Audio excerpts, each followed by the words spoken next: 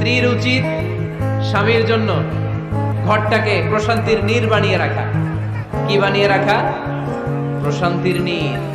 স্ত্রী হওয়া উচিত এমন যাকে দেখলে স্বামীর চোখ জুড়ায়, স্বামীর প্রাণ জুড়িয়ে যায়, স্বামীর হৃদয়টা ঠান্ডা হয়ে যায়, ঠিক কিনা?